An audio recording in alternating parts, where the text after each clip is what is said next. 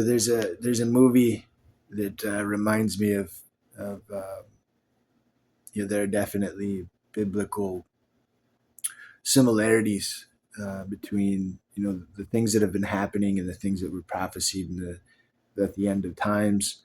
Um, and one of the phenomena that keeps happening, I think, is that um, evil is being called good and good is being called evil. And one of the reasons is evil is taking a lot of credit for the things that they didn't accomplish and that um, they aren't really responsible for, but they had this weird way of taking credit for it that fools a lot of people.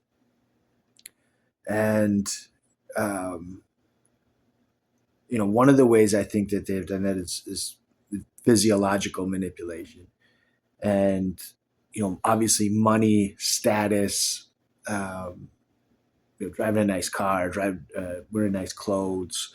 There's nothing wrong with those things. Everybody wants those things. I want those things. Who does? Like everybody wants it, right? But what you don't want is to be a fraud and to be stealing people's ideas and thoughts and obfuscating their feelings and their conscience and their purpose in life. And I think that's happening, and it's happening due in large part, in my opinion, due to physiological manipulation. COVID, the vaccines, it's mRNA technology. This is pretty much undisputable.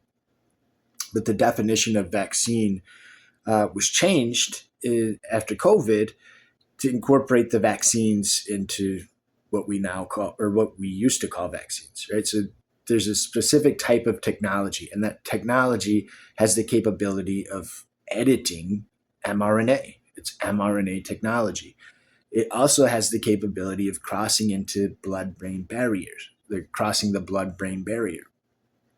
And that's a significant thing because that's that sacred part of the brain where your hypothalamus, your pituitary gland, your pineal gland, um, things that control things like metabolism, creativity, imagination.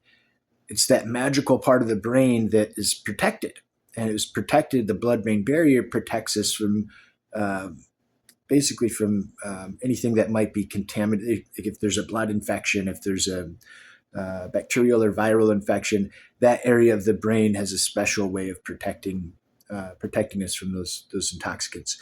But the vaccines were designed to cross into that area. Simultaneously, there's another technology that was unveiled, and that's 5G. And so basically, 5G, we're in this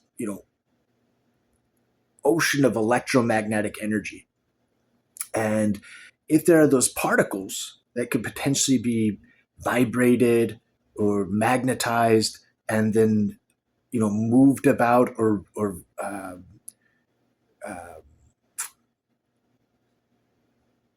frequency modulated, um, basically vibrating at a different rate, um, then the potential for physiological manipulation, spinal stimulus, metabolism, the ability to concentrate, the ability to focus, healthy homeostatic. Homeostatic means imbalance. So when your body is in homeostasis, that means it's functioning in a healthy way. Your metabolism, your blood pressure, your heart rate, your respiratory rate, all of that is in balance. When you're out of homeostasis, that means that your blood pressure, your heart rate, your respiratory rate, and those things obviously have an effect on how much oxygen is in your blood, and that has all kinds of different effects on the body and on the mind.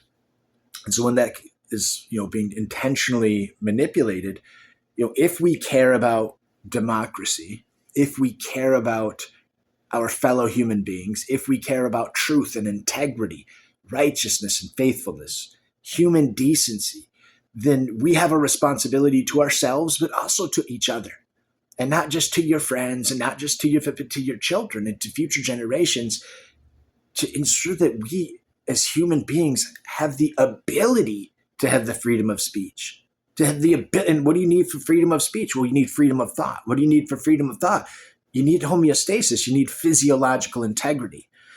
And there are a lot of people they're real good at machismo and arrogance and all of those things, but they aren't very good at being real and being authentic and doing what needs to be done as far as the difficult civic responsibilities, tackling the tough mental questions, tackling the tough academic questions as it pertains to bodily integrity and bodily human rights.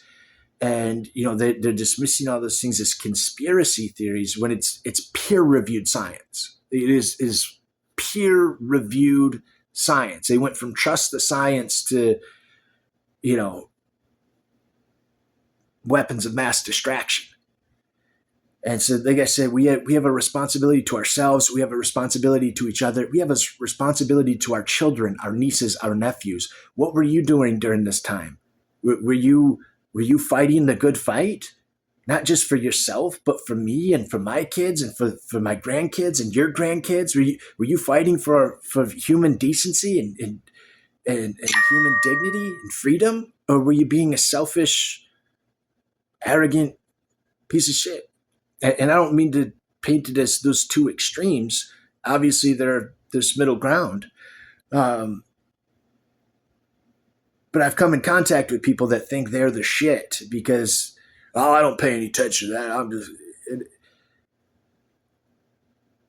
It's heartbreaking because I've seen a lot of good people get sucked into the status, arrogant mentality. And it reminds me of the scripture that what should it profit a man or a woman? What should it profit a person to gain the whole world if they lose their soul? And we, as a collective, as an American people, the American people, I think the election saved our soul to a certain extent, but we still have work to do. We still have work to do. And thank God, right? Because purpose gives us a sense of meaning in life, and meaning in life is what sustains us through the difficult times. And when we're faced with adversity, when we have fought for people and they're continually betraying, we have fought for decency and dignity and freedom, and yet the people that we did that for,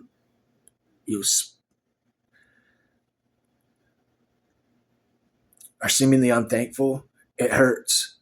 It hurts.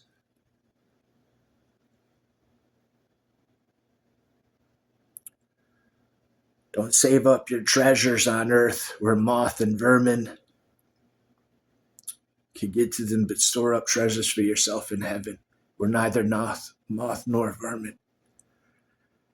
And so that's our struggle also, to remember that we might not be rewarded on earth, but our Father in heaven knows our struggles, our trials, tribulations, work and perseverance. And I continue to pray, not just for my friends and for my family, but for my enemies,